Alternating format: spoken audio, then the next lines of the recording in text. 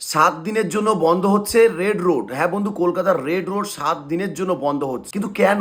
আসুন জেনে নিই আজকের বিষয়। দেখুন, রাজ্যে নতুন মুখ্যমন্ত্রী আসার পরে তিনি বলেছিলেন যে এবার থেকে রাজ্যে শুধুমাত্র আইনের শাসন চলবে।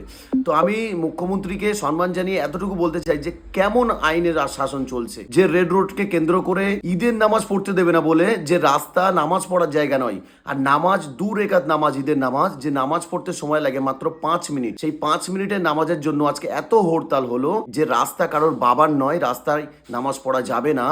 এবং আরো অনেকে অনেক রকম মন্তব্য করেছিল, যে এটা বলেছিল অনেকে যে যদি ভারতবর্ষে এত মসজিদ থাকার পরেও যদি তোমার মনে হয় যে নামাজ পড়ার জন্য জায়গা কম পড়ছে, তাহলে অতটাই তুমি জন্ম দাও যতটা সেখানে জায়গা ধরে। এত বড় বড় কথা বলেছিল, অনেকেই বলেছিল। কিন্তু আজকে রেড রোড বন্ধ হচ্ছে 7 দিনের জন্য। কেন জানো? মোদিজির যোগ্য সবার জন্য আজকে রেড রোড 7 দিনের জন্য বন্ধ হচ্ছে। সবশেষে একটা কথা কিন্তু বলতেই হয় বন্ধু, যে ব্যাপারটা কিন্তু যোগ্যের নয়, ব্যাপারটা হচ্ছে আসনের। আর সেই আসনটা যদি হয় ক্ষমতার আসন, এতটুকু জানানো ছিল বন্ধু। এটা কি সত্যি ক্ষমতার উপরেই হচ্ছে? না হলে দেখুন তো, আজকে 5 মিনিট লাগবে একটা নামাজ পড়ার জন্য, যে রেড রোড নিয়ে এত এত সম্মান, চারিদিকে হরতাল হলো, আজকে সেই রেড রোড 7 দিনের জন্য বন্ধ হতে চলেছে। মানে সত্যি ভাবার বিষয় বন্ধু, মানে ক্ষমতা থাকলে কত কি করা যায়। সবশেষে আমাদের প্রিয় মুখ্যমন্ত্রী, তার উপর সম্মান জানিয়ে আমি একটা কথা বলবো, যে তুমি যে ক্ষমতায় আসার আগে বলেছিলে এবার থেকে শুধুমাত্র আইনের শাসন চলবে, আর পুলিশরা যেভাবে চারিদিকে তাণ্ডব চালাচ্ছে সেটাও একটা আইনের শাসন বলে আমরা সকল দর্শক মেনে নিয়েছি। আমি তোমাদেরকে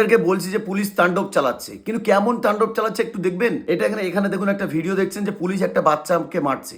সে একজন স্টুডেন্ট, কলকাতা সন্তোষপুরের একটা স্কুলের স্টুডেন্ট। সেখানে তার পরীক্ষা ছিল, সে যেতে কিছুক্ষণ লেট হয়েছে। পুলিশ ছিল সেখানে, সেই পুলিশটাকে বলে বারবার যে আমাকে ঢুকতে দেওয়া হোক, আমরা একটু লেট করে গেছি, কোনো একটা কাজের সমস্যায় ছিল বন্ধু। ঠিক তার জন্য তাকে এই ধরনের মারধর করা হচ্ছে। এটা কেমন আইন যে একটা স্টুডেন্টকে এইভাবে মারধর করা হচ্ছে, একটা সময় লেট হয়েছে, স্কুলে ঢুকতে দেওয়া হোক, এটার আর্জি জানিয়েছিল এই পুলিশদের কাছে, আর তার জন্য একে এইভাবে মারা হচ্ছে। আমি এই জন্যই বলছি যে পুলিশ তাণ্ডব চালাচ্ছে। আরো তুমি জানো না যে যেভাবে চারিদিকে বন্ধু এই ধরনের তাণ্ডব চালাচ্ছে পুলিশ? তুমি জানো না? শুধু আজকে এখানে নয়, আমরা নিউ টাউনের একটা কিছুদিন আগে ভিডিও দেখেছি রাত্রের, যেখানে কি হয়েছে জানি না, ধপাট করেছে আগে একটা মানে বাইক চালককে ছাপোটে একটা চড় মেরে দিয়েছে। হ্যাঁ বন্ধু, এই জন্যই বলছি যে পুলিশ তাণ্ডব চালায়। আরো একটা বিষয়, যে আইনটা শুধু কি তাহলে এক সম্প্রদায়দের জন্য বাধা, নাকি আর সবার জন্য আইন একই? এটার কিন্তু একটা প্রশ্ন থেকে যাচ্ছে শুভেন্দু বাবু। দেখুন, এটা একটা কোন সমস্যায় দাঁড়িয়ে যাবে জানেন? দেখুন, আজকে হয়তো বা 2-1 জন মুখ খুলছে, কিন্তু দেখবেন এক সম্প্রদায়কে যখন সরকার টার্গেট করবে, ঠিক এমন একটা দিন আসবে, সবাই যখন প্রতিবাদী হয়ে যাবে,